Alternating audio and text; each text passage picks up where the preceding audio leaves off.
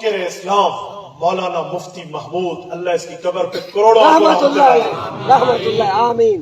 میری پیدائش سے کچھ 7-8 سال پہلے ان کا انتقال ہے، 14 اکتوبر 1980. جاوید آیا جی زیارت کی تھی. ماشاءاللہ آپ نے زیارت فرمائی. یہاں جاویہ تشریف لائے؟ جاوید تشریف لائے تھے. کمال. میں بات کرنے لگا ہوں، توجہ رکھیں. حضرت مولانا مفتی محمود رحمۃ اللہ کو علماء نے متوجہ کیا کہ مفتی صاحب بہترین بخاری پڑھاتے ہو، بہترین ترمذی شریف پڑھاتے ہو، بہترین اللہ کے قرآن کے مفسر ہو، لیکن ایسا بندہ ہمیں چاہیے کہ جو کام کرے. کہاں پہ؟ قومی اسمبلی میں. انہوں نے فرمایا مجھ سے اللہ کا قرآن چھڑوا کر، نبی کے فرمان کی تدریس چھڑوا کر اسمبلی لے جاتے ہو مجھے. میں یہاں قرآن پڑھا رہا ہوں، قال اللہ قال رسول اللہ، وہاں لے جاتے ہیں کہ جی آپ.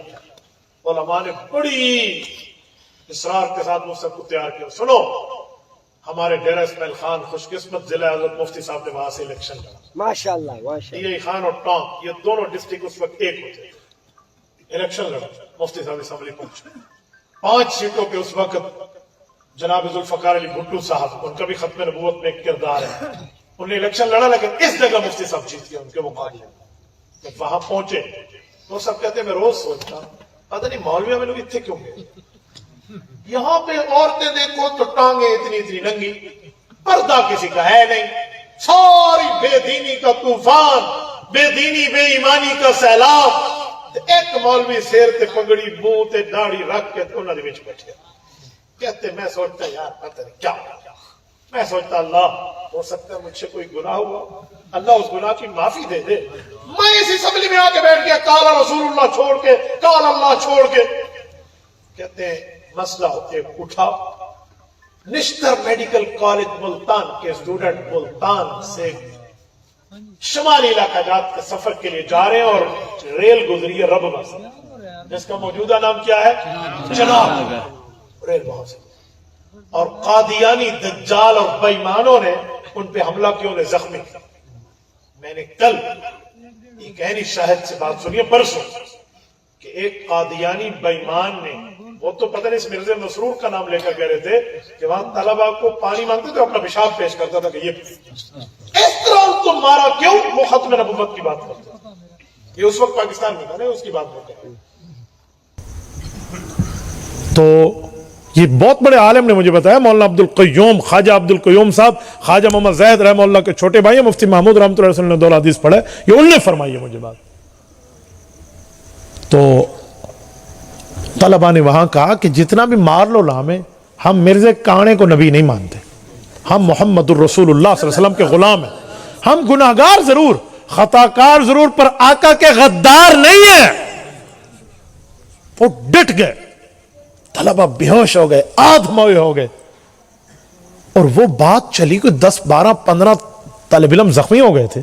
تو 10 12 گھرانے اٹھے، انہوں نے کہا ذلیل ہوتے ہمارے قادیانیوں سے مار کھا کھا کے.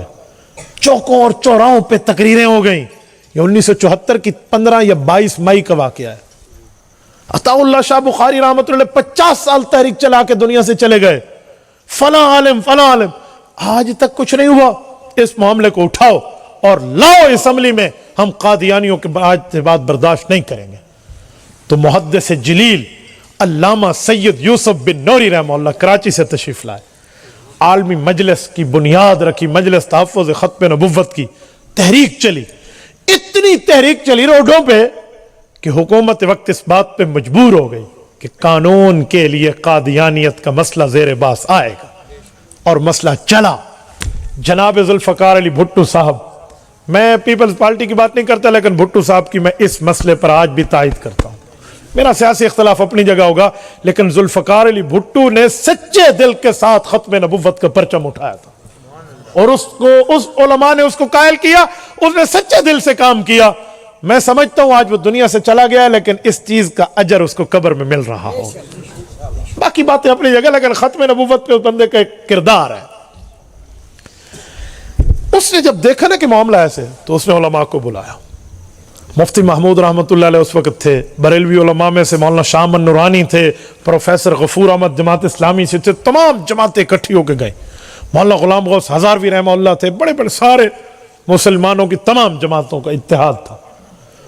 تو ان سب کو بلایا. مفتی محمود صاحب لیڈر آف اپوزیشن تھے.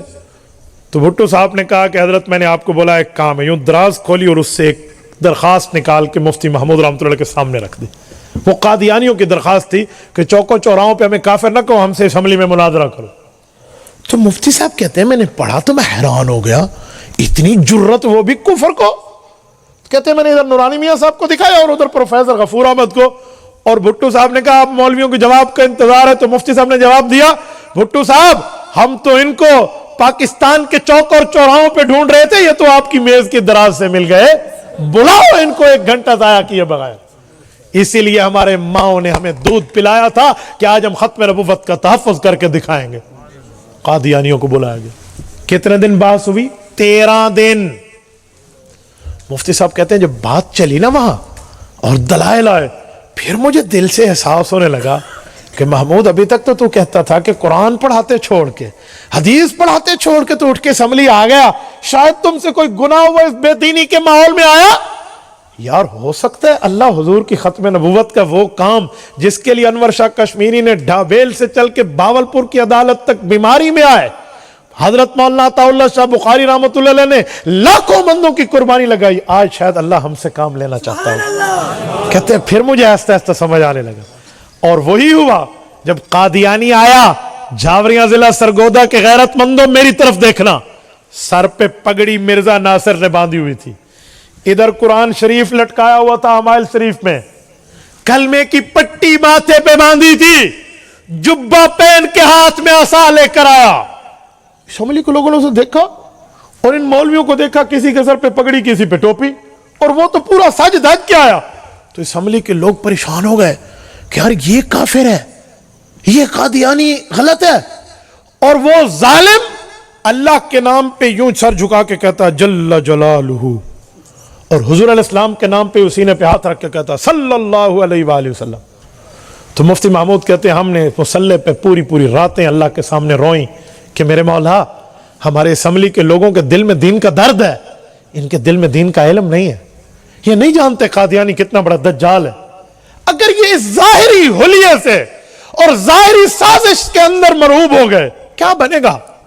کہتے ہم روئے, اللہ کے سامنے گڑ گڑائے, تہجد پہ اٹھ کے مانگا مولا کرم فرما دے. آخر بحث ہوئی اور حوالہ جات آئے, اور جب اس نے یہ باتیں کی تو مفتی محمود رحمۃ اللہ کو رب نے موقع دیا.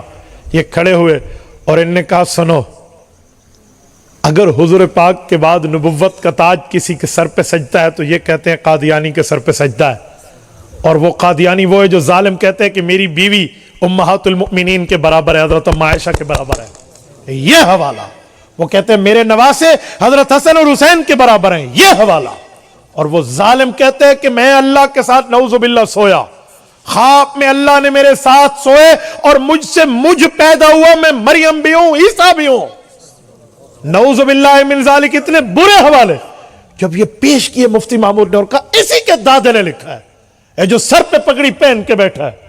نہ ہو ان کا حوالہ, مفتی محمود کو ڈی چوک اسلام آباد میں پھانسی پہ لٹکا دو. کہا دکھاؤ ان کو کتابیں, یہ ان نے لکھا ہے. اور اس نے یہ بھی لکھا ہے اسمبلی کے لوگوں, یوں سب کو کہا مفتی صاحب نے. مرزا قادیانی کہتے ہیں کہ جو میرے اوپر ایمان لائے اس کی ماں نے حلال نطفہ جنا ہے. کل مسلم یصدقنی ویقبل دعوتی الا ذریۃ البغایا. اور جو میرے اوپر ایمان نہیں لایا وہ اس کی ماں نے اس کے باپ کے ساتھ دھوکہ کیا. انہوں نے کہا بتاؤ جتنے بیٹھے ہو تمہیں تمہاری ماں پر اعتبار ہے؟ کہا ہے. تو کون حضور کو آخری نبی مانتے ہو؟ کہا جی مانتے. کہا جی مرزا کے مطابق جو حضور کو آخری مانے نایا نبی نہ مانے اس کی ماں نے اس کے باپ کے ساتھ دھوکہ کیا. اب تو اسمبلی کے لوگ پھٹ پڑے. انہوں نے کہا اس کے جبے اور کبے پہ نہ جانا. اور پھر مفتی صاحب نے تاریخی چیلنج کیا. کہا بھٹو صاحب آپ کے پاس اس ٹائم وزارت عظمیٰ کا عہدہ ہے, اللہ کے دربار میں آپ نے بھی آنا ہے اور ہم نے بھی آنا ہے. نبوت کی سفارش اللہ ہم سب کو دے گا. آپ اٹھائیے ہیلی کاپٹر, بندہ بھیجیے اس وقت جناب نگر وہاں روے میں, اپنا نمائندہ دیجیے, ڈی سی جائے وہاں کا, روا بک ڈیپو جہاں سے یہ کتابیں چھپی ہیں لے کر آئے اور ملاؤ. کیا ہمارے حوالے اور ان کے حوالے ایک ہیں یا نہیں ہے؟ کہیں یہ نہ کہنا کہ ہم اپنی طرف سے کتابیں چھاپ کیا ہیں. تاریخی چیلنج دی. کہا ہمیں باندھ دو. اس ٹائم موبائل نہیں تھے, لینڈ لائن کی فون تھی. کہا ہم سب کو کمرے میں باندھ دو اور تصدیق کراؤ. تصدیقیں ہوئیں, حوالے چلے, بات چلی, 13 دن بحث ہوئی, 2 دن مرزا طاہر کو موقع ملا کہ اپنے کفر کو اسلام بتا, اور ایک دن ڈاکٹر عبد الکریم بے ایمان جو تھا لاہوری قادیانیوں کو گروپ, اس کو موقع ملا, زور لگایا انہوں نے. لیکن اسمبلی کے لوگ تو سمجھ گئے تھے کہ حضور کے گستاخ ہیں, انہوں نے تو شکل بنائی ہوئی ہے. تو جب یہ بات ہوئی نا تو پھر اس وقت ووٹنگ کرائی بھٹو صاحب نے. اللہ اکبر, اس واقعے کو پڑھے رونگٹے کھڑے ہو جاتے ہیں. مفتی محمود رحمۃ اللہ علیہ کو بالکل آخری رات صبح ووٹنگ ہونی ہے, ذوالفقار علی بھٹو ایم ہاسٹل میں آئے, مفتی صاحب کا دروازہ کھٹکھٹا, مجھ سے باہر آئے تو حیران ہو گئے, بغیر پروٹوکول کے اکیلا وزیر اعظم. کہ جی کیسے آئے؟ انہوں نے کہا جی بیٹھا, ایک بات کہنی ہے, میرے اوپر عالمی دنیا کا دباؤ ہے. اقوام متحدہ سے لے کر بھٹو صاحب امریکہ کو کہتے تھے وائٹ ایلیفینٹ, یہ سفید ہاتھی تک کا دباؤ ہے. اس ٹائم میری اسٹیبلشمنٹ میرے اوپر دباؤ ڈال چکی. اس ٹائم کتنے قادیانی ہمارے بیوروکریسی میں بیٹھے تھے. کہ یہ سب کہہ رہے ہیں ہو سکتا ہے میری موت ہو جائے اگر میں فیصلہ کروں, لیکن میں گناہ گار ہوں. محمود مفتی صاحب, اس ٹائم میں پیپلز پارٹی کا نمائندہ بن کے نہیں آیا, میں ایک حضور کا امتی, نبی کے وارث عالم سے مسئلہ پوچھنے آیا ہوں. مجھے بتائیں اگر ہم دستخط کر دیں اس بات پہ کہ جو حضور کو آخری نبی نہیں مانتا وہ بے ایمان ہے, کیا میری بخشش ہو جائے گی؟ مفتی صاحب کہتے ہیں یہ بات کرتے اس کی آنکھوں میں زاروں قطاروں سے. نے فرمایا میں اللہ کو گواہ بنا کے کہتا ہوں, تو جو کام کر رہا ہے حضور پاک کی وراثت کا, تجھے نبوت کی سفارش ملے گی. اس نے کہا جی بہت اچھا. ایک پانی کا گھونٹ نہیں پیا اور وہیں سے واپس. صبح ووٹنگ ہوئی, ہر ضلع کے ڈی سی کو پابند کیا گیا تھا کہ آپ کا MNA member of the national assembly یہاں موجود ہونا چاہیے. پوری میجارٹی موجود تھی, میجارٹی کیا کل تعداد موجود تھی. وہاں پر وہ لوگ بھی تھے جو اقلیتی برادری کے تھے, دوسری قوموں, دوسری مذہب کے, وہ بھی آئے ہوئے تھے جو نمائندہ تھے اسمبلی کے.